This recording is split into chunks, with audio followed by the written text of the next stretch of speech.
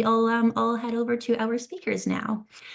So I am very honored to introduce our three speakers. We are joined by Franci, who is the co-founder and CEO of SyncMed Technologies. We have Mhairi, who is the founder of Outsmarts Marketing, and we have Krista, who is she has previously had an entrepreneurial journey and is now a therapist with Collectively Tangled, which is a wonderful organization we'll hear about in a moment here. So following these expert talks, we'll be heading into the Q&A panel. So definitely feel free to prepare some questions as you hear these following expert talks. You're welcome to use the chat to ask questions. You can raise your hand if you'd like to ask the questions yourself. And yeah, without further ado, I will pass it over to Franci for us to kick things off. Great. Hi, everyone. Can you hear me okay? Okay. Perfect. I am honored to be here today. I'm super grateful for Startup Canada creating this space for women, looking at working in health to connect and share what we're building. I didn't become a tech founder. I didn't plan to become a tech founder. In fact, I think I was hiding out in university. I think that might be what my husband would say, trying to quiet that internal entrepreneurial spirit. I told myself that once I graduated, I would land a corporate job, earn a steady income, and finally have some predictability in my life. This all felt like a big relief because especially after having started my first corporation at the ripe age of 19 and spending nearly 15 years in unpredictable yet exhilarating world of entrepreneurship. But all of that initial journey, changed in 2006. At that time, I was helping run our companies. We were super busy. I was raising kids, three of them, living a very active life. And then one cold November morning, I was driving my kids to the bus stop when my SUV hit a patch of black ice, and it was a big one. And so we went for a long period of time, and then we rolled. My children are all okay, thankfully, but I wasn't so lucky. I sustained a spinal cord injury and I was paralyzed from the chest down. So for years after that, my family and everybody around me helped to do rehabilitation. A lot of that was actually down in the States, which is very, very expensive and not supported by the Canadian healthcare system. So my husband and I worked with an amazing team right in Calgary to start the Canadian Neuro Recovery Center called Synaptic. So we initially got them going on everything. It's amazing. They've done such incredible work. Not just with spinal cord injured folks, but people with Parkinson's, strokes, all sorts of things like that. But it was a lot to just continually focus on rehabilitation every day. And I wanted to work on something aside from just making my toes wiggle again. So I knew I had to rebuild my life and it was going to be very different. So that journey led me to the University of Calgary. My daughter was starting university. I thought, hey, I want to come too. So I finally completed, I went, for a number of years, took actually quite a few classes with her, which was super cool. And I finally got my long sought undergraduate degree. And then that wasn't enough. So I went and got a master's of science in human factor psychology. So as a human factor psychologist, I study how people interact with systems, how they touch and feel technology, how it works with them, especially in healthcare and accessibility, which, given my personal experience, is obviously particularly meaningful to me. So during my master's program, just when I was first taking the the class side, I was introduced to a transdisciplinary team. And that research team, they were investigating communication challenges between emergency medical services, EMS, and emergency departments, ED. And of course, I was interested. So what we found out, it actually just shocked me, like frankly, and really upset me because I realized that patient handoffs is like the initial start of a patient's journey. They're very unstructured, very rushed, and the communication is given in chaotic environments, and far too frequently they're really error prone. And so it's just unacceptable, especially when I realized that on the morning of my accident, so 19 years ago now, the EMS team was using the same communication tools like that we're using here today in Canada. So 19 years have gone by. We haven't changed that. So it took more than 12 hours to get me to a major trauma center where I could receive spinal decompression surgery. And that golden hour that everybody talks about all the time with trauma, it was completely lost on me. I didn't get time to get that time sensitive treatment that might have changed my outcome, or at least maybe perhaps like lessened it, as my paralysis didn't begin to set in until 4 hours later. And that essential information of what my crash scene looked like and what kind of traumas and things that I maybe had endured or had received wasn't communicated to those folks. So they didn't know and couldn't get me to where I needed to get as quickly as I should have. So I couldn't let go of the problem. I I couldn't unsee it. I did my whole master's thesis on it. Once I chucked that in the thesis in the vaults in January of 2024, I set to work on co-founding SyncMed Technologies and to work on the solution to that problem. So we identified the problem, but then we needed to build that solution. What did it look like? So our flagship product is called EMS to ED. It's a platform that streams communication between emergency medical services, EMS and ED teams, using secure audio, video, GPS, and geographic information systems, or GIS. So like being able to track where the ambulance is in the field and who's coming in with a more severe patient.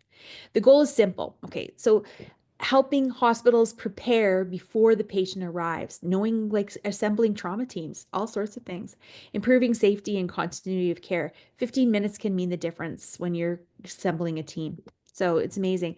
But it's not just about building software. It was about human-centered design. Of course, I'm a human factor psychologist.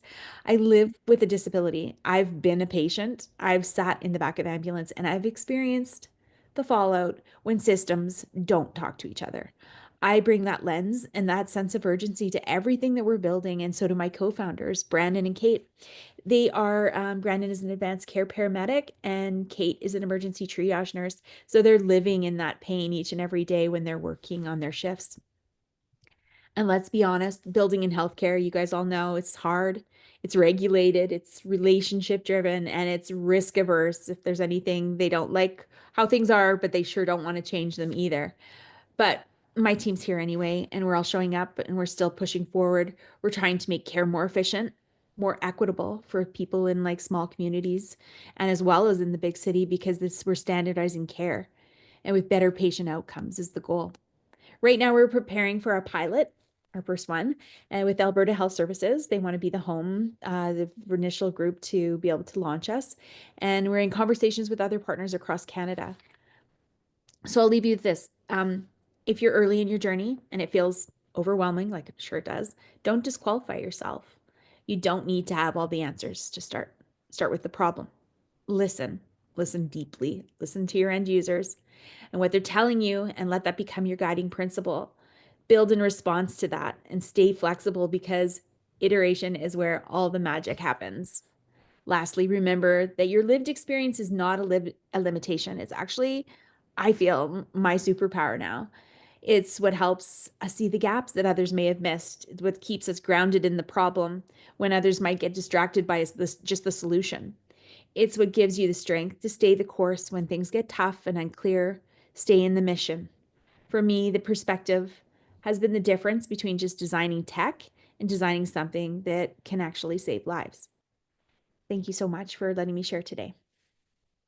Amazing. Thank you so much, Franci. Wow, I wasn't aware of the full story, and that was like very inspiring. Definitely so nice to see innovation come from personal stories like that. Like that is such a huge, brave step to get to where you are. So, thank you so much for sharing. I'm sure that the attendees feel the same way that I am feeling right now. So, thank you for that. Amazing. Okay, so next up we have Mhairi to share her story. Thank you very much. It's lovely to be here today. I'm really excited.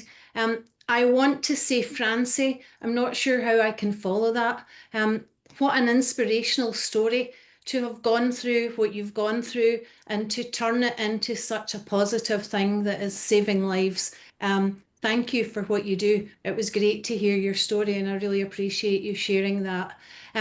I'm the founder of Outsmarts Marketing. We're a Vancouver-based boutique marketing firm. We're based in South Vancouver, actually on the lands of the traditional territory of the Musqueam people. And Monday was my 30th anniversary of coming to Canada. Big day for me. I got my Timbits. First Canadian food I ate was Timbits from Tim Hortons. So I got 30 Timbits on Monday. And I feel very, very lucky and very, very grateful to be in Canada. I started my career in tech. I was actually software sales. One of my largest clients that I sold into was the Ministry of Health in BC back in, maybe 28 years ago. So I've had insights in health for a long time. We're a marketing firm. We work not predominantly, but with a lot of health related clients. So clients in Meditech who are looking for investment, who are looking to launch. We work with clinics who are looking to reach out and get the word out to potential clients in their community. We also work with a lot of patient safety type organisations, home care services. So quite a wide range of clients that we've worked with, we're working with right now, and clients that we've worked with in the past in the healthcare sector. What inspired me, this is an interesting story. When my undergrad was from the University of Napier University in Edinburgh, and it was a commerce degree. I actually didn't study marketing deliberately because I felt that marketing was all about manipulating people. So when I set up my business, I decided that I was going to do marketing a wee bit differently and take a different approach. Side story, the reason I set up my business in 2002 was back to the healthcare sales and high-tech sales. My boss at the time wanted me to be in Toronto for my daughter's first birthday. And I said, no, I'm not going to miss it. It's my daughter's first birthday. And he said, yes, you're going to miss it. You need to be in Toronto. So I quit my job and I set up my business back then, and had no idea what kind of challenges I was going to face and the ups and downs of being an entrepreneur. What really drew me to switching, because when I started, I focused on software companies, tech firms, a lot of different businesses where it was really all about just making money. And again, I didn't want to be a marketer that was just about making money. I wanted to work with firms that had impact, that were doing good in the world. So what I do and what my small team does is that we work with clients to help bring them visibility. I see a lot of companies, especially in healthcare, they've got these amazing innovations, they're doing incredible things, but they're kind of struggling to be seen. So that's where we come in. We work to help them get in front of, or get found by is a better term, get found by those investors or those families needing care, or by people in the healthcare sector who are looking for content or looking to learn. So we do a lot of work with those kinds of organisations, and we do it through building really strong websites. We do it through helping them to do the research right up front in terms of, what are people looking for in your sector? We help them to build and help them understand the process that their buyers go through when they're thinking about either investing or thinking about buying the products or using their services. So it's websites, it's social, it's search engine optimization. We help with some social media, and we also do pay-per-click advertising. So that's kind of the problem that we're solving. A lot of it comes down to simple things. So making sure their website explains what they do. I know that, and having worked with a lot of companies in this sector, they tend to be hyper focused on what they're doing, and not as focused on the benefits that they provide for their target audience. So we help them position things for whoever their target audience is. We help them create content that actually speaks to their audience. And I think it's really important to remember that this isn't about how many followers you have or how many visitors you have. Yeah, it's good to have lots of visitors, but you want those visitors to be targeted. You want your followers, the connections that you have, to be quality, people that you can network with, you can potentially do business with, who are going to buy your products and services. So making sure that the people who need you can find you, can trust you, and understand what you offer. As a woman entrepreneur, um, especially working in this sector, I see a lot of people with big hearts. There's a lot of grit, there's a lot of work goes into this. And, many women, like Franci mentioned, you're juggling families, you're juggling your job, you're juggling all kinds of responsibilities, you're making real impact, but you're running up against barriers like getting funding, like visibility, like burnout. That's something that is a constant challenge. So I try to meet clients where they're at. The work that we do is not cookie cutter. We are really selective about who we work with because relationships are important. Um, if you're building something in healthcare, your work matters. People really, really deserve to know about it. And I think it's key to say that, when you're just starting out, and even if you've been in business for 25, 30 years, you don't need to do everything yourself. I know that we're going to be asked about some of the mistakes that we've made in business. I'm going to talk about that a wee bit later.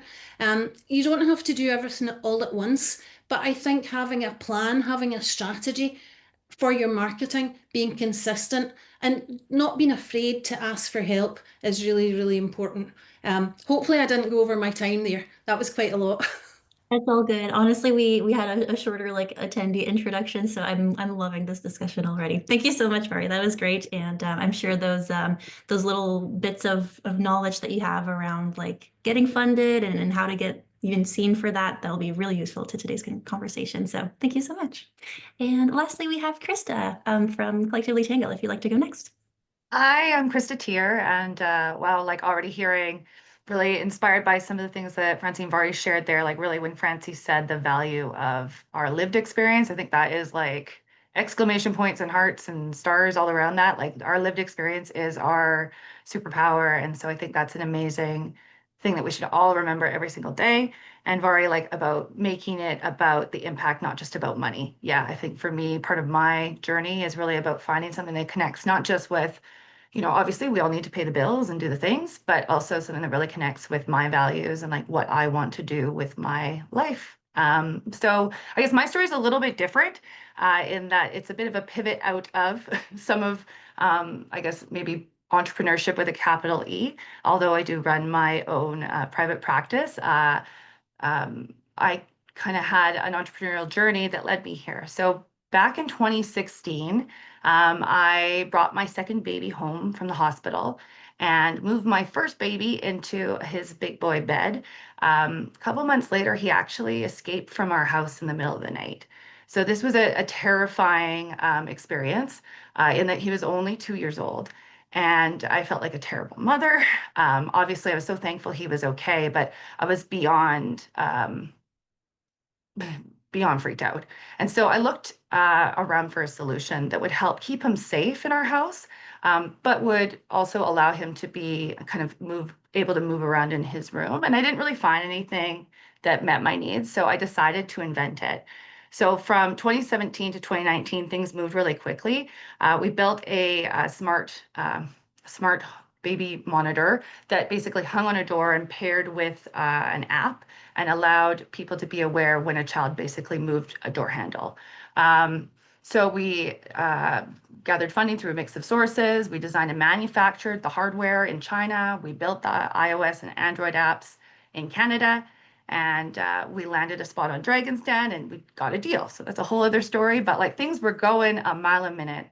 From that, we pre-sold thousands of units even before they'd made it to North America. We were starting to get into major retailers. We had sales on Amazon. We were in Target, Bye Bye Baby, Babies R Us. I mean, it was a whirlwind, absolutely wild. And from the outside, everything looked amazing. People were like impressed.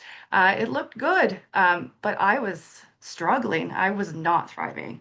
Every single customer issue, every comment about me as a mom, as a business person on social media, every hiccup hit me hard. And I really believe that if I just worked hard enough, I could prevent these problems. So when problems happened, as they always do, I took them as personal failures. So I started to isolate. I became increasingly anxious. I was really struggling. I didn't like my work anymore. I wasn't enjoying my family. I honestly didn't really enjoy much. I was miserable.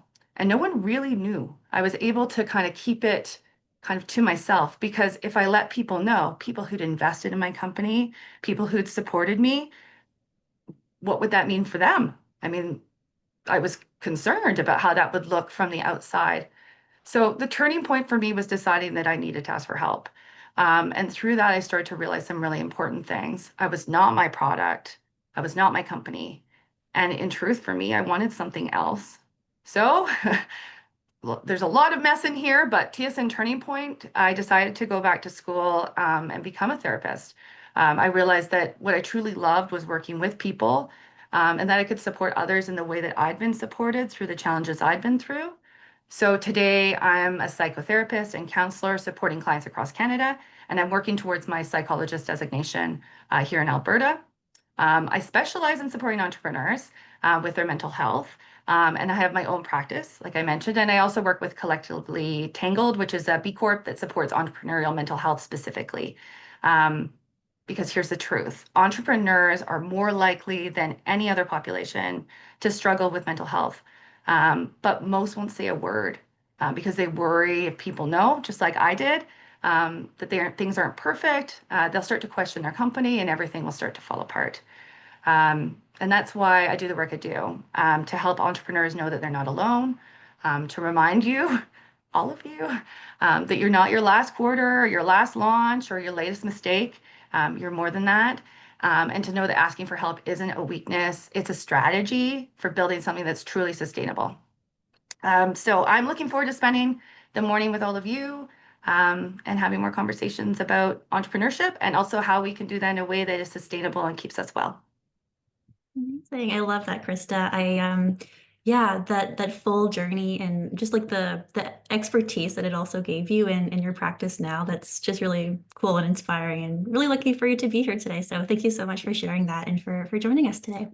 As a final thought, whenever I hear these stories, I'm always just like overwhelmed with the feeling of like women are so amazing, and it's always so nice to be in the presence of all you wonderful entrepreneurs. So really lucky to be here. I'm going to shortly pass it over to Isabel here, but yeah, we're about to head into the panel discussion. For those that are feeling comfortable, please feel free to stay on camera and to raise your hand if you have any questions. You can also utilize, I think we'll have the Q&A function available in the bottom bar, but you can also use the chat for your questions, and we really look forward to hearing from everyone today.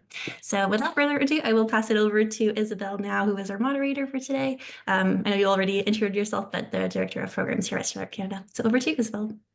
Thank you so much, Miriam. And thank you so much, Krista, Mhairi, and Franci for bringing us through your journey, but also for your honesty and candor in sharing your stories.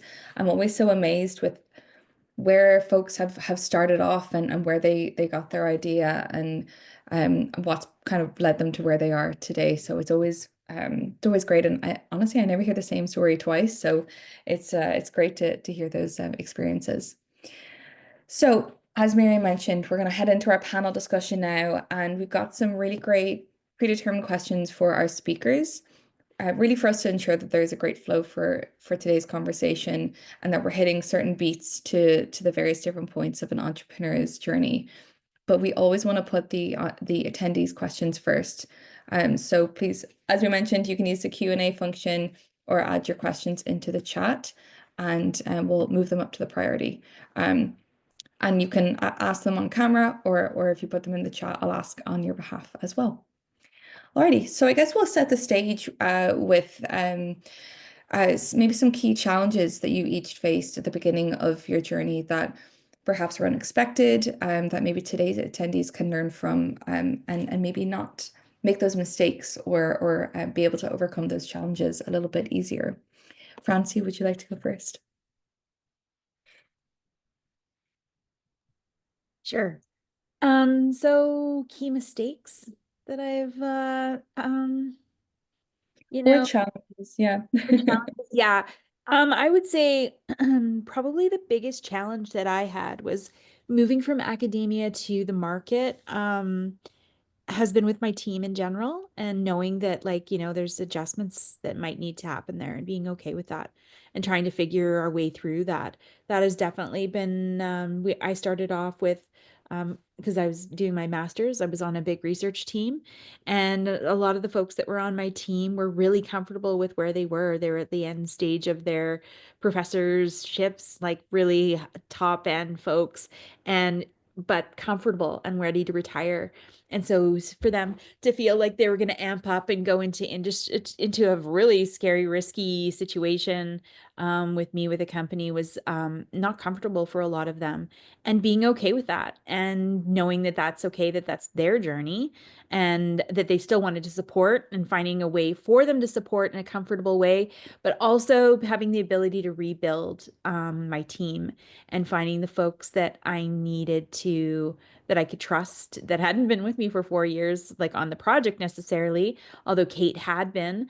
And then knowing to trust my instincts on rebuilding that team and who those players would be, who would be able to run the gamut with me. So I think that that's been our biggest challenge for sure is getting a team. And for me with my project is very transdisciplinary. My company needs to have that multi-perspective. I can't just run off of my story. It needs to be the folks that live it every day. The paramedic that's going to hold up the phone and whether he's going to choose to use that. It has to be precisely integrated into his workflow and what she or he would be doing. You know what I mean? So, as well as the emergency triage nurse. So it had to be very reflective of the technology that they're using already in their emergency departments, and as well as like not extra burden for them to work. So to have that lens required building that team of folks that were able to really say, yes, no, I'm not going to use it unless it has this, this, and this, not just in the research capacity, but like the voice at the table to help build the product properly. So yeah, that's definitely, it was a challenge and it was really hard. It was really an emotional challenge trying to, rebuild that team and knowing it was okay that this is a normal thing for a lot of companies is that rebuilding and making sure that people are comfortable with the level of risk and things like that and the effort level too. So yeah, that was definitely ours.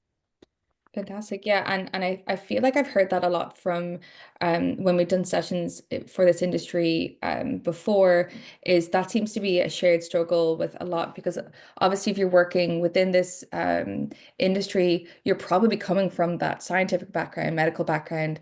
And so you understand exactly what problem you're solving and who you're solving it for, but then translating that into a business and thinking, okay, now I need to make this sustainable. I need to make sure it is working from all ends and everyone that's involved in it or that it's affecting is it's only helping them. So I feel like that's definitely a challenge that a lot of entrepreneurs would be facing within this. So thank you for sharing, Franci.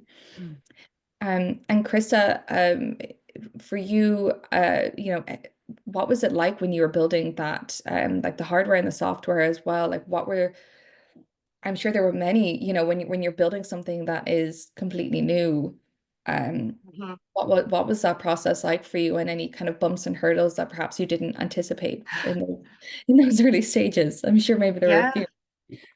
Yeah, I think lots of bumps and hurdles. And I think maybe I think one of the lessons I learned was maybe the amount of like investment that we needed for Mm, kind of continued pivots with the product. I think I understood that would be part of the process, but I don't think I realized how big like that adjustment to find market fit, to make sure that we were really like hearing our customers and making the changes in real time that we needed to make.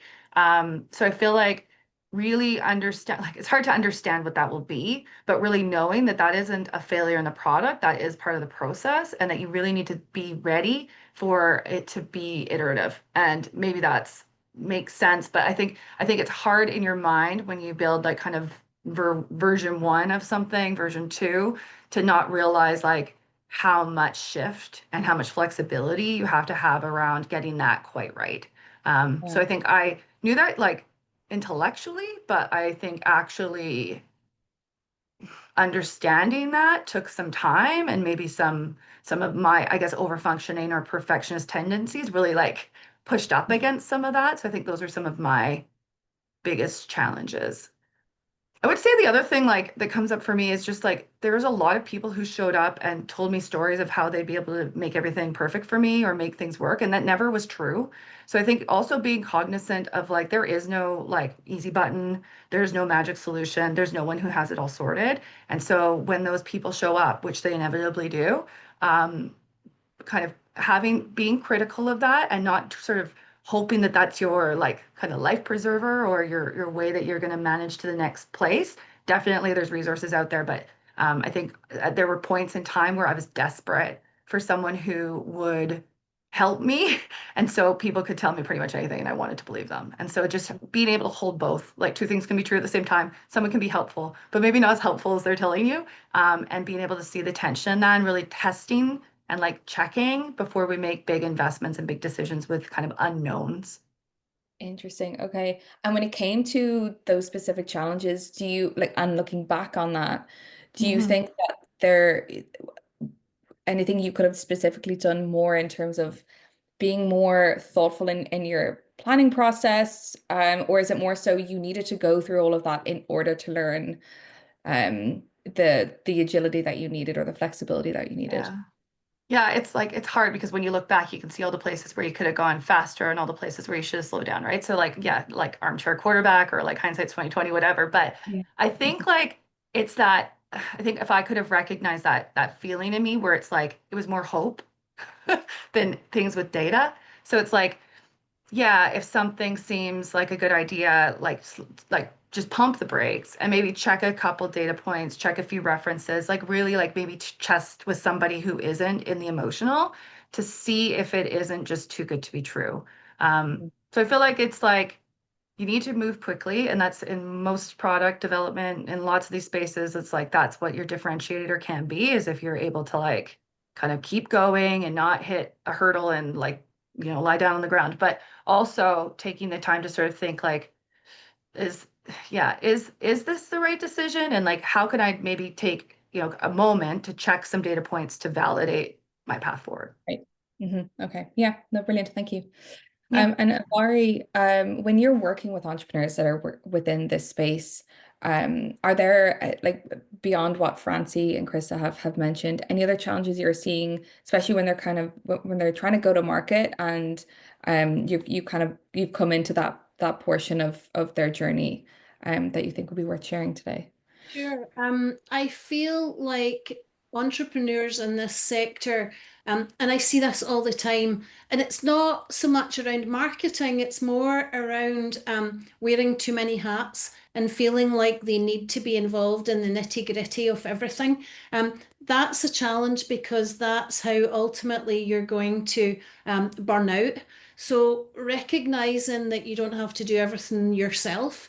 I think that the biggest challenge is learning how to delegate, really, because so many people in this industry are trying to do everything themselves, or at least trying to understand everything themselves. I think learning how to delegate, learning what you do best and focusing on what you do best, whether it be the clinical part, or you know, understanding those things, I think, is way more important than trying to be great at everything and spreading yourself way too thin. Um, Another challenge that I see is people get, when I talk to them about search engine optimization and building their website, they often think about it from the perspective of their product. they're not thinking about it from the perspective of their target audience. So I think another challenge from a really important marketing perspective is really to understand who your target audience is exactly. And often, it's business to business, so you're dealing with other businesses. So don't think about the business itself. Think about the people behind the business. Think about, the positions of the people. Think about the demographics, the psychographics. And the more you know about people, the more you're going to be able to help position your offering and ultimately build the relationships that you need to build to get the funding or to get the clients that you need as well. Excellent, thank you. And I think your first point as well goes back to Franci's point of building that team around you that can really help with growing your business. And I think you're absolutely right with founders, no matter what your specialty is, like really focusing in on what you do best and where you can bring in team members who have expertise in other areas that perhaps you aren't so strong in, like letting them be the experts and letting them lead that part of the business. Really great sentiments. Thank you. We have a follow-up question, I suppose, to what I've just asked from Snowfie in regards to these challenges in initial stages. In terms of, and I think this might be most applicable to Franci and Krista, did you build on your own? Is it best to have a co-founder? Snowfie said they're looking for a co-founder and they need help with market research. Can either of you provide advice on that? I had a co-founder, and I think there was a lot of strength in that. It was a friendship that evolved into a co-founder relationship. And I think we had a lot of different strengths that helped pull us through. And really, like we'd always say, like if both of us don't have a bad day on the same day, it can be really helpful. But I'll be transparent, like that relationship disintegrated when the company did, or when I transitioned out. I exited and we're no longer friends. So there's always a cost. I think it's really hard to maintain both. And there will be tension. Actually, one of the services we offer at Collectively Tangled is co-founder counseling. So it's basically couples counseling for co-founders. And that is like, it's very much like a marriage, very much like any relationship. It's complex and it's hard to define where you're going when you start. So it's like what you think it is and what your points of view and lived experiences are. It's really hard to define what that journey is going to be. And so it can be complicated. I've always been curious about how people find co-founders kind of after the product. Like that wasn't my experience. So I find that I'd be interested how you would figure out if that was a relationship you could hold with somebody. So yeah, I'd say, yeah, it's important to have people around you that can work with you and are rowing as hard and have as much skin in the game. So yes, but making sure that that relationship is generative is like complex. And so thinking really hard about, are there other ways? Like maybe you could structure the relationship with maybe someone who isn't a co-founder, but has like a significant share. I would be something maybe I would think about. I don't know if other people have other thoughts. Thanks, Krista. Franci, any further perspective to add? First of all, that's brilliant. Oh my gosh. Like seriously, you offer counseling for co-founder. I love that. I mean, I've been in business since I needed it at some point. Oh my gosh, I love this. I'm just like, wait, I'm going to be calling you for my husband or for, friends or for whatever. I think this is brilliant. Wow, love it. I think that's awesome. It is really, really hard. It's so hard because for me, I knew that my team, the concept, could not move forward without those lenses. I needed to have those players at the table. So there was a part where I had to, like I think we do, and in particularly if you come from academia, or we're taught to like really sit with things, really mull it over and think through all the options and blah blah blah. But there comes a point where you just have to be brave and step off, and lead with your instinct. We all have these great instincts. I feel like I have great instincts. I don't know. I think I have great instincts, and at some point you just have to be brave enough to just listen to that. The company couldn't have moved forward without having those folks, and so I just did as much as I could for investigation. And then I just trusted myself to go, this is right. I mean, the one person that I had on my team, I had done 4 years of research with her, and we'd been in the trenches together. So I knew how we worked. I knew that we worked the same weird, crazy hours, like 3 o'clock in the morning. No problem to text her. She'll be up. You know what I mean? Like having somebody that has similar work energy to you. I think that that's really important because all of a sudden you can really feel inequitable. Like it's like I'm up like all night long and these folks are like sleeping or whatever. That becomes really difficult. And I don't know, that changes and it flexes because we all have these lives that are complicated and have a baby or like, all these different things that go on in our lives. And I think you just have to be flexible with people and you have to respect that they might be going through things too. So, and it's a conversation I have with myself all the time. It's not like I'm perfect at that at all, even though I've been doing this for some time. But yeah, I think like surrounding yourself with folks, trusting your instincts. And yeah, I mean, I definitely, I feed off of my co-founders. Sometimes just like a little bit of something from the other person can really help you get through to the next side. Because I'm not always super positive, and you hope that it's exactly like what you were saying previously, is that you hope that you have when I'm having a good day, I can help them out, and vice versa, sort of a deal.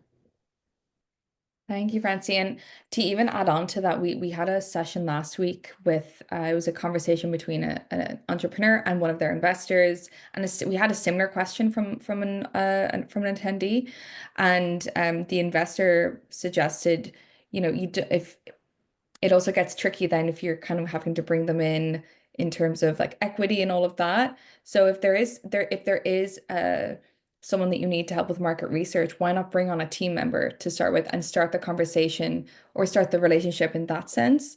There's less at risk if you're bringing someone on to do that. So also weighing up the options of whether you need to have a co-founder at all, or if it's just because you really need that support on the market research side as well.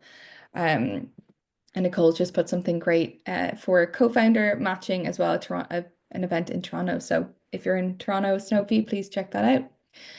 Awesome. That's really helpful. Thank you, Isabel, Franci, and Krista. Yes, I am located in Ontario, Toronto region. Fantastic. So hopefully that event that Nicole shared is is helpful to you and you're able to go to it. But yeah, hopefully that was useful for you. So Franci, I'd love to talk a little bit more about SyncMeds. So, it's focusing on simplifying the healthcare access and information, building a tech-driven solution in such a highly regulated field like healthcare can, of course, be complex. What advice do you have for early stage entrepreneurs about effectively navigating the regulatory landscape, while also building trust with users? So, you kind of mentioned ensuring that anyone that is actually using the software, using the device, it works with them and it's not too clunky. So yeah, advice on the regulatory landscape and then the building trust with the actually end users. Sure. So end users, it's about having people with the end users on your team, right? Because in itself builds the credibility. It's the fact that Brandon uses it every day. We'll go out and do a shift tonight or whatever, and that he is not asking for anything that he's not willing to take on and do himself. He doesn't want to put another product in front of a paramedic that they're like, I just need to concentrate on my patient. I need something that's super easy. So having those folks on my team, that's huge. That's building the credibility, or not an outsider presenting something to somebody and saying, you should use this because it'll be really helpful. We are those voices. We are the folks, right? And so that's really important, I think, for credibility, as well as we're building an inside research team from my company. So we'll have a human factors lab in the company. So we're going to be doing that iterative research constantly, really quickly, agile, and to be able to reflect like their voices. And we're going to be continually adjusting the company. We feel like that's one of the errors that some of our competition apps in the United States have either failed to do, or just products in general, just have failed to do is to stay relevant, to stay reflecting that voice of what the end users are needing, and as well as technology changes. And then as far as regulation goes, build your technology so that it incorporates the regulations, so that it's not like it's a barrier, but it's actually just a feature of your product. So like for us, we knew that was part of my master's thesis. Is I looked at what the features, all the features that were out there in the world. I kind of did a world scan for the product. I did a motivations for why to use the product, and then I did a barrier. What are the barriers that our competitors have looked at or where they've come across trying to bring a technology like this into Canada? And so we've built with those things in mind to go, okay, rather than going, those barriers exist, let's reflect it right from the start. Let's build it from the ground up with all of that stuff in mind. So we attacked the regulations, got an expert on board immediately, and we started the product, and we realized that some of it was language. So what kind of a tool we were bringing. And then also we had a concept of what we wanted to see the product and where we want it to go in the future, but knowing that we can't do that right now unless we want to be delayed going to market, which is a big error. So instead, what we decided to do was take off a few features, keep it a communication device instead of a decision aid.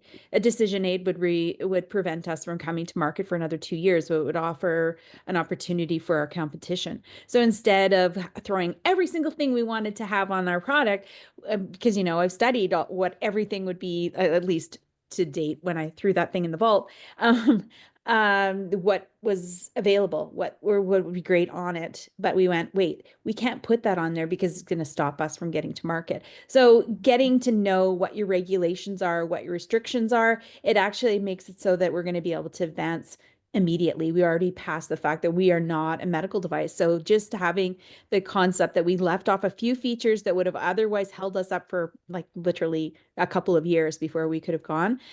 We just kind of took a step back, made our product a little more simple, but it allows us to get going now, which is great to get in the market and get established. So knowing all that stuff ahead is essential. Great expert advisors, surrounding yourself with those folks, which was great through some of the startup events like Spark allowed us to have, Spark in Calgary allowed us to have access to some expert advisors.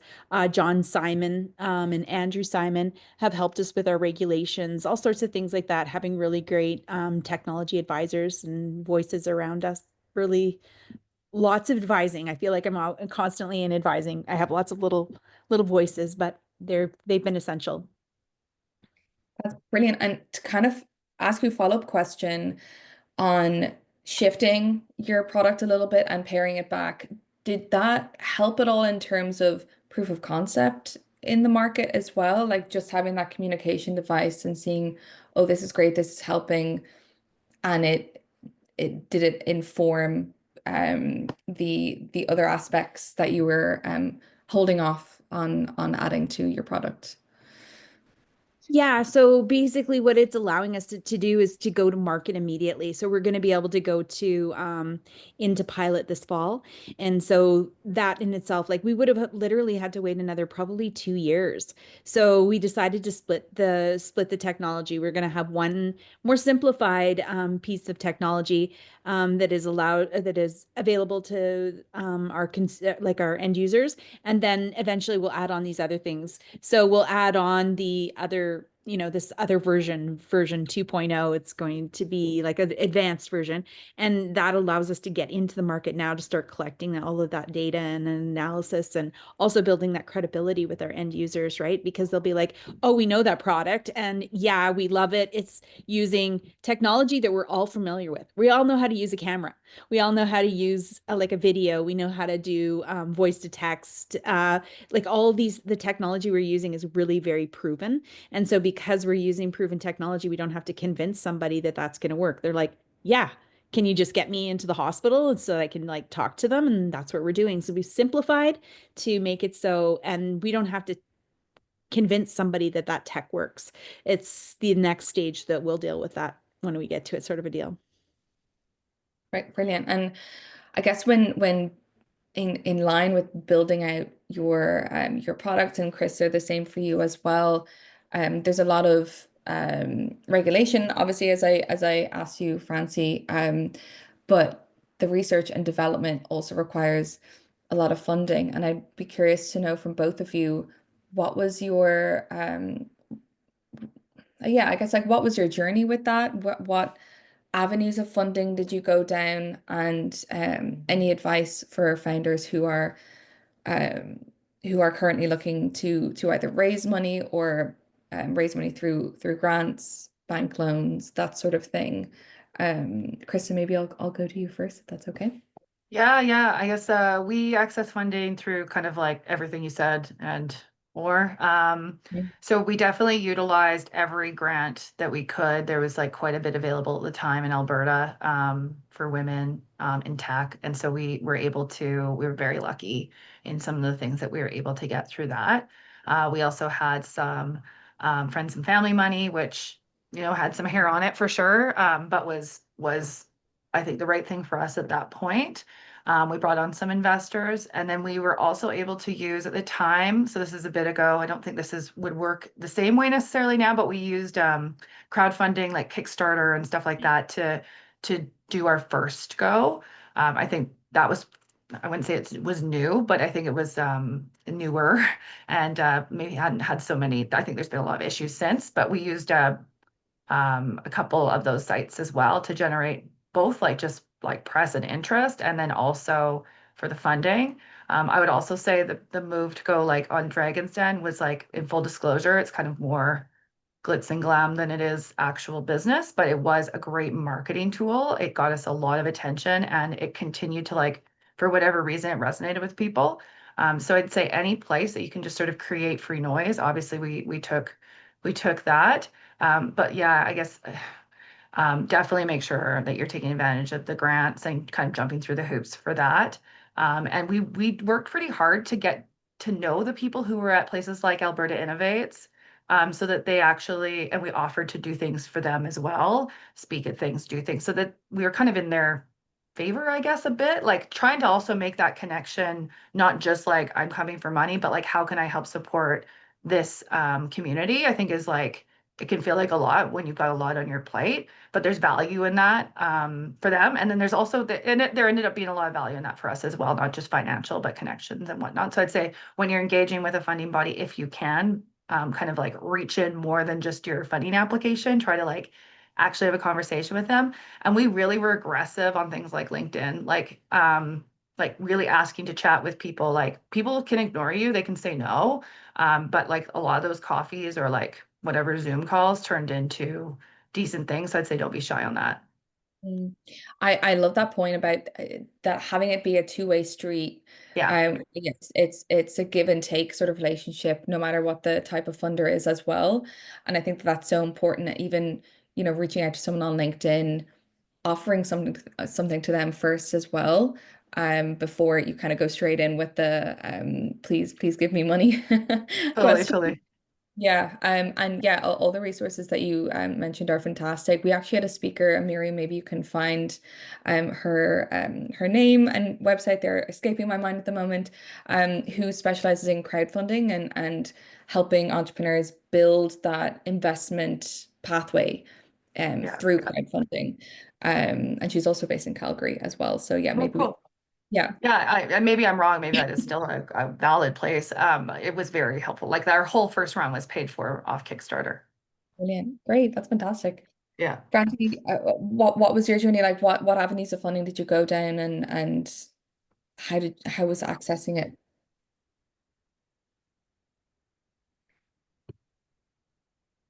You're trying to find the unmute button, Franci. There you go. Disappeared entirely. I don't know what happened there. Yeah, so I have also I love all those tips, Krista. That was great. Some of those things I'm going to add to my bag of tricks. I do agree with the networking piece. I do, like, I make I make a huge effort to try to communicate with those folks. They're people, love connecting to, like, we all love connecting with each other and having that warm fuzzies about having relationships outside of this. It's a really big part of why I like this space. Yeah, we have done, we apply for everything. We are doing everything that we can to try non-equity taking things right now. We're, thank goodness, we've really protected our cap table for at this time. We've done a lot of bootstrapping, which has been fun.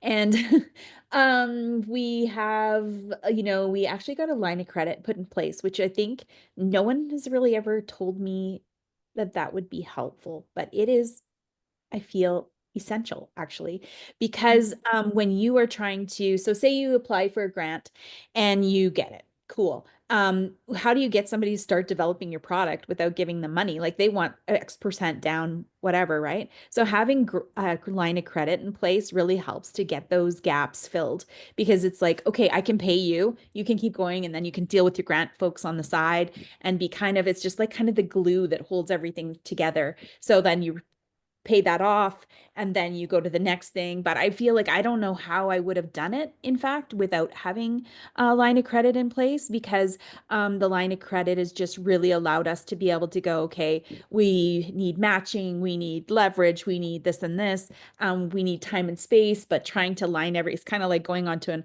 on off ramp onto the highway all at once and getting everything to line up. And that line of credit has allowed us to be able to a little time and space, a little wiggle room to be able to go, okay, we got this.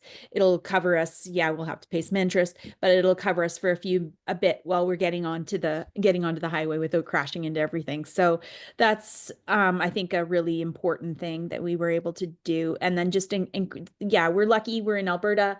And so with that, Alberta Innovate's just absolutely fantastic. All the opportunities there have been, really essential for us, and they've been supporting us really nicely, and we'll probably continue to do that to the end of this year, and then at which point we'll start to move into like VCs or angel funding and stuff like that. But that's all coming eventually here. But it all depends too, because we're very early, right? And unlike Krista, like, I mean, she really is far down the road on a lot of the things she's doing. And so I feel like, we're still learning things. We're very new, and yeah, so I don't know if that's helpful. Absolutely. Yeah, I can't believe I forgot BDC. I'm sure that they're like cringing. That's I can't believe I forgot them. But yeah, line of credit, emphasize that, and also not giving away your company every second that you need, a couple $1,000. There is a tendency to want to do that, and it is short-sighted. So yeah, line of credit. I think that's a brilliant ad. Yeah, and Franci, to that, like, congratulations on holding the equity in your company as well. It's, I feel like with working in health or technology, there's a lot of folks will go straight to investment, and you're instantly diluting your business. So I think it's such a kudos and congrats to you for holding all of that. And Mhairi as well, great point. It's not just about the funding, but funding that aligns with you and your values. I think that's, if you'd like to expand on that, please. Yeah, we've worked with clients where their values did not align, and the investor wanted them to go in a direction that just was not right for them. And that's obviously really painful, because your business is your baby. And if you've kind of sold your soul to the devil, touching on what Krista said, that's not going to be a good thing. So it's important, when you're thinking about investor funding, to really think about what your values are and ask those difficult questions, because this is a two-way thing. It's not just about somebody giving you money. It's about doing it on your terms and making sure that it aligns with your vision for your business. Otherwise, it's just going to become really, really painful. I also wanted to, again, kind of build on a couple of things that both Franci and Krista said. Before you ever get in a room with your investors, or, somebody's thinking about buying your products, they're going to visit your website, they're going to look at you on LinkedIn. It's important to take that time to make sure that, first of all, they can find you on the platforms that they're going to be looking for, but then also to start creating content that tells your story. Franci talked about, the stories of the people who are using the products. So having white papers, having case studies, and even if you're early stage and you haven't even got people out there doing that, begin to tell those stories on your platforms, whether it be LinkedIn or on your website, because people love human stories. Both Franci and Krista have great human stories. Tell those stories. They're going to engage. And then also think when you're creating your content of showcasing your values so that when people are taking a look, they're looking you up on your platforms, they get the opportunity to see whether you align with them as investors as well. Great points, Mhairi. Yeah. And oh, sorry, Can I Krista. emphasize too, like the importance of that values work? I think that was one of my biggest misses in my entrepreneurial journey, is not knowing what my values were. And I know that sounds crazy. I mean, I would have said there are things like authenticity or whatever, right? But they didn't really, I couldn't have picked or said what my things were over other things. And I didn't really realize what I really valued. Doing that work and clarifying, like actually for me, like I care about things like having some flexibility. I care about security. Like there's things that are my personal values that I didn't fully understand that I was compromising in my work. And I think that that both led to disconnections in relationships within my business, but also disconnections for me with my business because I didn't understand why it wasn't working and why I didn't feel right. And so if I can encourage, and that's I'm happy if someone wants to message me, I can share some like just quick tips on how to like kind of find your values. I'm happy to do that. That is work worth doing and understanding about yourself in every facet. But it helps you make the decisions you need to make and speak in the words that actually are meaningful to you so other people can hear you and either respond to your product or your offering or like what you're looking for in a way that like actually meets your needs. Like that exclamation points, hearts and stars again. Mhairi, I think that values work is so important and really understanding that.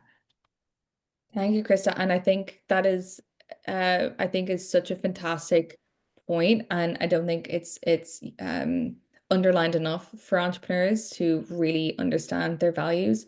Laura-Lee is asking if maybe briefly you can mention suggestions or strategies on how you can find your values and define Sure. them. I'll actually share an article that was on LinkedIn that we wrote about that a bit ago. Let me just find it and I'll put it in the chat. Thank you so much.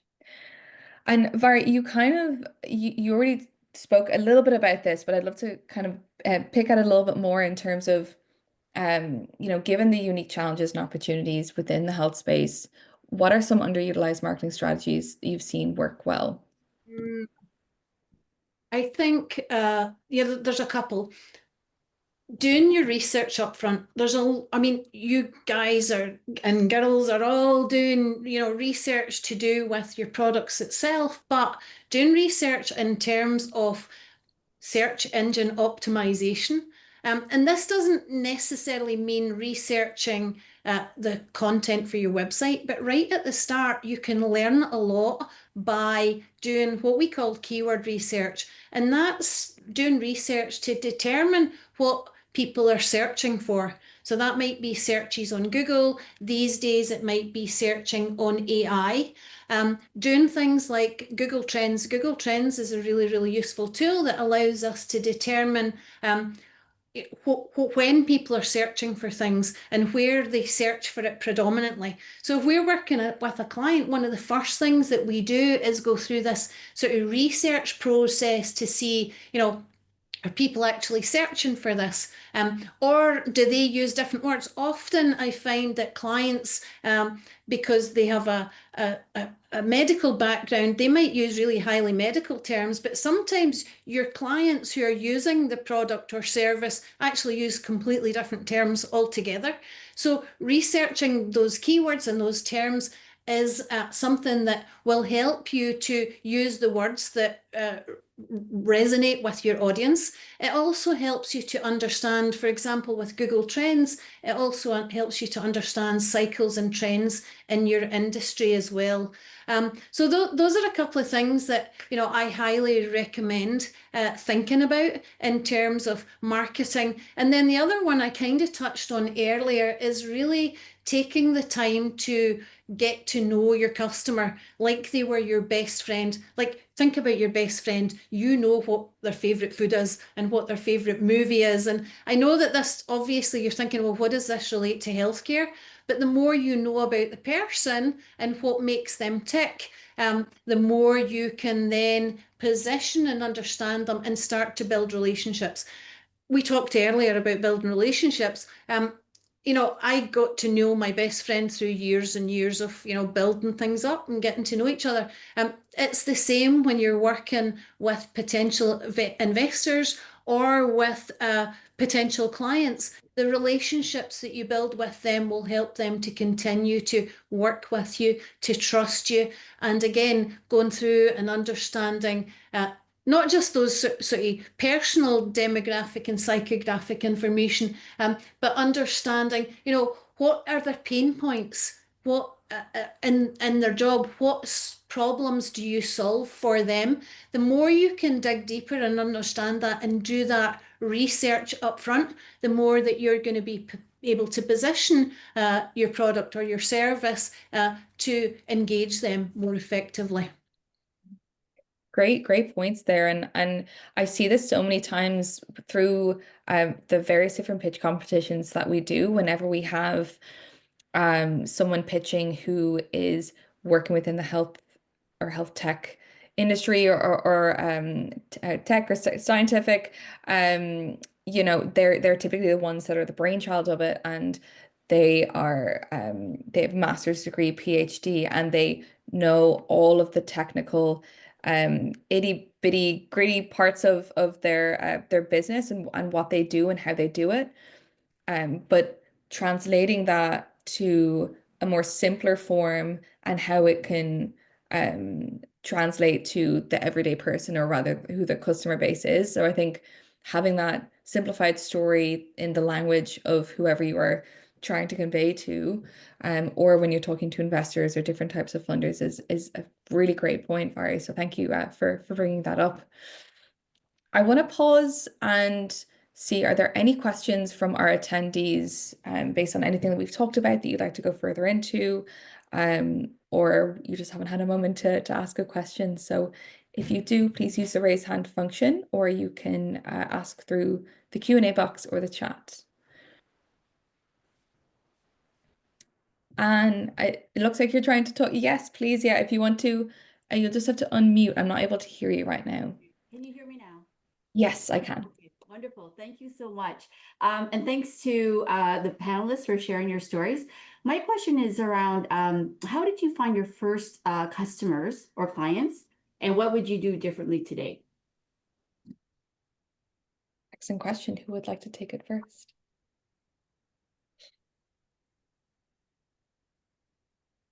I mean, we're just getting our pilot going, but it was kind of funny because it comes down to instincts again and that little internal voice. I had somebody reach out to me that said, "Hey, we'd like to talk to you about our research.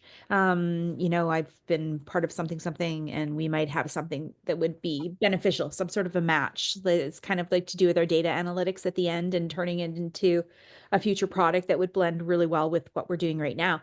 So my team didn't necessarily want to take that meeting, and I just had a really strong feeling that I should. So I took the meeting. I thought I'd get in and out of the meeting within like 15 minutes or something like that. One of those, okay, I'll just go in, talk to them, make, you know, connection sort of a deal. But I just had a strong feeling I should reach out to them, and they started going through the research, and I was like, wow, this person's not only just brilliant, but this is what we could do with our, like, all the data that this thing is going to collect. We can turn it into this beautiful thing if we were to combine sort of stuff. So, and then at the end of her kind of sort of a pitch to me, which I was like, cool. At the end, she was like, "Oh, by the way, I'd like you to meet with so-and-so." And it ended up being someone really high up in AHS EMS. And they said, "Hey, we would like to be the home of your product. We want Alberta to be the lead in Canada on paramedicine, so that, you know, like there's a thing in the United States that anything coming out of Seattle is basically the gospel for emergency medical everything. They're like, oh, it came out of Seattle, it's out of that group. So this research team wants to be Alberta. And so to do that, they need a product like ours that can be able to get that real-time communication and speed that up. There's like a whole bunch of check boxes that our product actually fills for AHS EMS. So taking that meeting was essential for us, and it was they're like, let us be the home. We know that you're looking at other places, but come to us, which was very scary because AHS EMS, Alberta Health Services, Emergency Medical Services, is the largest of the health services in Canada in a lot of ways because it is united. So instead of being regionally separated, like all into little groupings, it's like one contiguous group. So if we get the white whale, essentially, we get the whole works. So we were really excited, and it was a lot. So we're kind of getting pulled into the market super fast, almost like faster than we could have ever imagined, essentially. But we're also really excited about it because it is, but because it is that really great opportunity. But we're having to respond and react really quickly to be able to meet the needs of that. So, yeah, I don't know if that answers your question, but thank you. Yeah, and I guess mine's a bit different in that it's a consumer product, but I think what we did was we tried to find, we knew our buyers would be moms, and we really tried to get them involved in the product early on. So they were sharing, like we did a lot of like photo shoots using lots of kids, like trying to represent also diversity in children, like children of differing with different challenges, from different backgrounds. Tried to really pull like a big subset of kids into our photo shoots, and then those parents would share them. We also did the same thing with Kickstarter, really tried to make the journey part of something that people were involved in versus just a product they were buying, and really tried to use them as like experts to like share their experience with other parents. So I think that was effective for us. But yeah, I think really making people feel like it's not just something they're buying, but something they're involved with and something that's meaningful to them and aligns with their values, allows them to feel like it's worth like telling people about, worth sharing, worth like kind of investing more than just like putting in their credit card, which is like obviously part of it. But in order for the company to grow, we needed people to not just buy it once, but like tell a friend, and share it with other parents. Thank you. Great question, Anne. Thank you so much. Danica. Yeah, I think maybe just wanting to like build on that and interested to hear if this is similar to any of our panelists' experiences, but and for me, just in terms of like the healthcare space, one of the biggest learning curves that we've gone through is to Franci's point, like making sure like you take all of the calls. Like don't tell people whether or not they're the right fit for working with you. Let people come to you who feel touched by your work. But then the other part is internally, because we went too far that way, and we let people buy our product who don't actually understand women's health. And when your product isn't very mature yet, because you're fundraising and you're building on a dime because you're a women founder and nobody's giving you enough funding to actually do things in a scalable way, that means that you need to have first clients who really understand the problem that you solve and also have the patience to work with you long term as that product matures. I'm just going to like, this is a really silly example, and I will call this a safe space. We had a very large federal organization for our first client who it turns out knows nothing about women's health. And when we delivered the final product, they were like, well, why doesn't it do fertility? And I was like, we're not a fertility company. They're like, but you do women's health. And we were like, can you read our entire contract and all of our marketing and find the fertility word on there once? Because it's not there. And we had a huge blowout with this federal organization over our product because they just assumed that women's health would be inclusive of fertility. And so we now have inclusion exclusion criteria in who we take on for clients, making sure they actually fundamentally understand the problem that they're trying to solve and whether or not our company is a fit for it. Because the net promoter scores off those first few contracts are so important to your growth that it's not worth taking on bad first clients. That's kind of the big like lesson learned for us on our side. And I'd be interested to hear our panelists' experiences with that. Maybe you're about to have it with AHS, hopefully not, but like it'd be super interesting to know what kind of safeguards maybe you've put in place around that. Great point, Danica. Thank you so much. And I'm sorry that you had that such an awful experience. Franci, do you want to add to that, or Krista as well?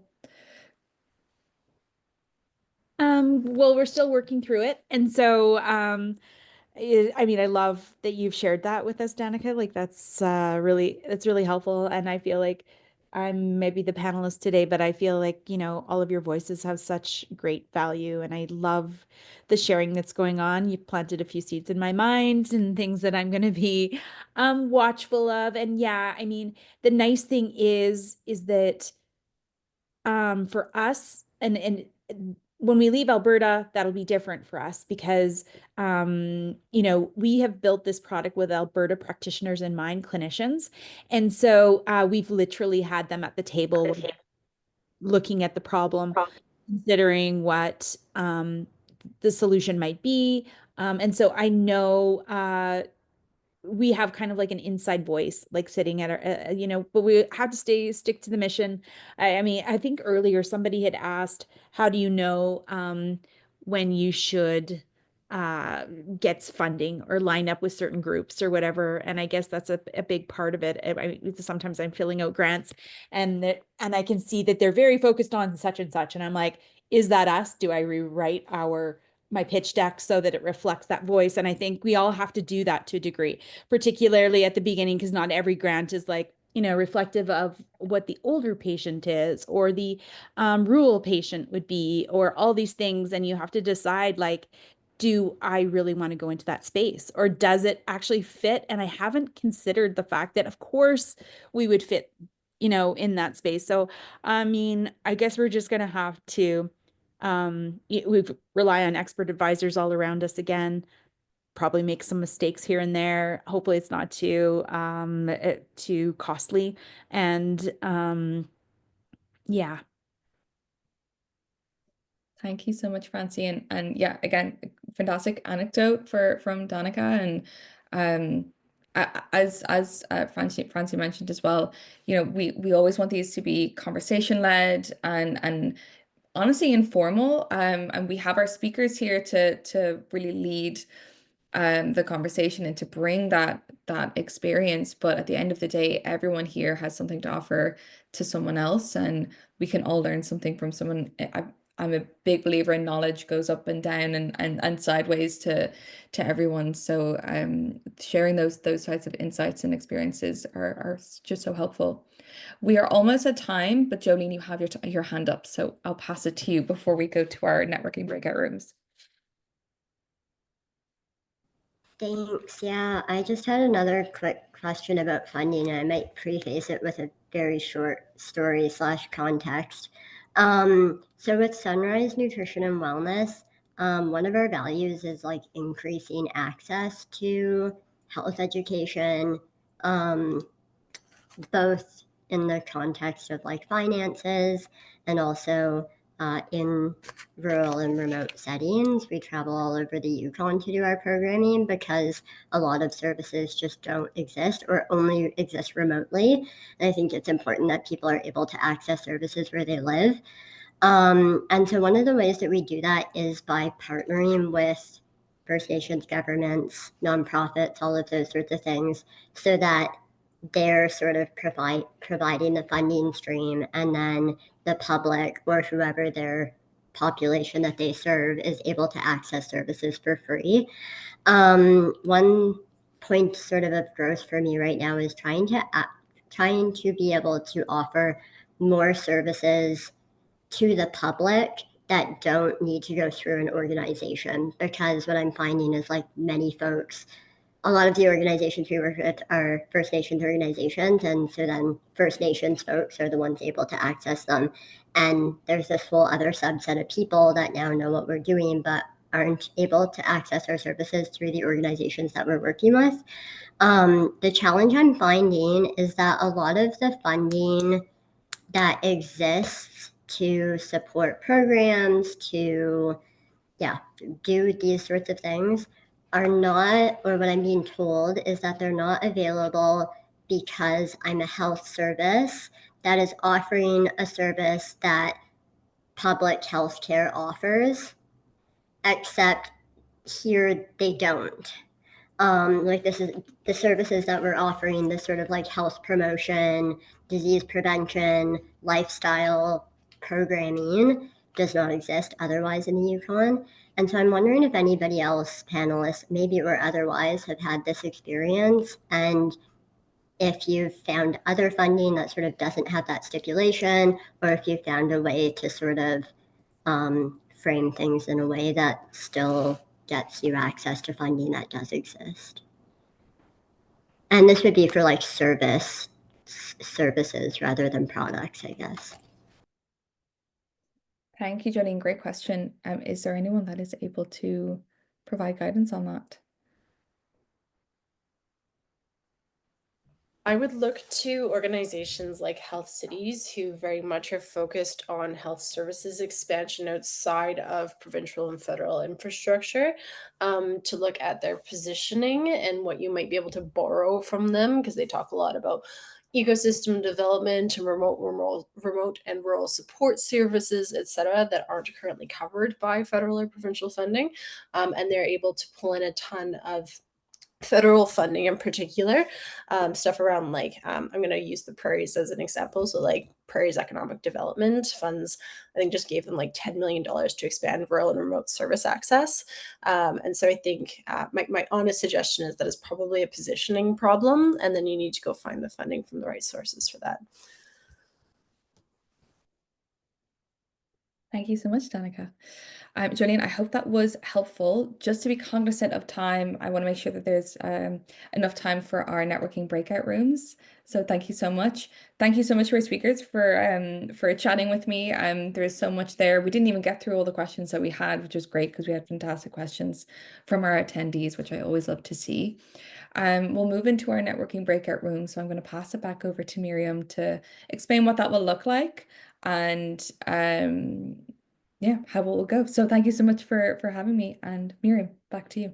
Thank you so much, Isabel and Jolene. I just added my email address in the chat here. I was just thinking like we probably have partners that could actually help answer that question as well. So feel free to reach out, and I'm definitely happy to help connect you to someone who may be able to answer that for you as well. So thank you, Isabel. Thank you to our panelists for this amazing discussion. This has been so nice. We are going to head into some networking breakout rooms.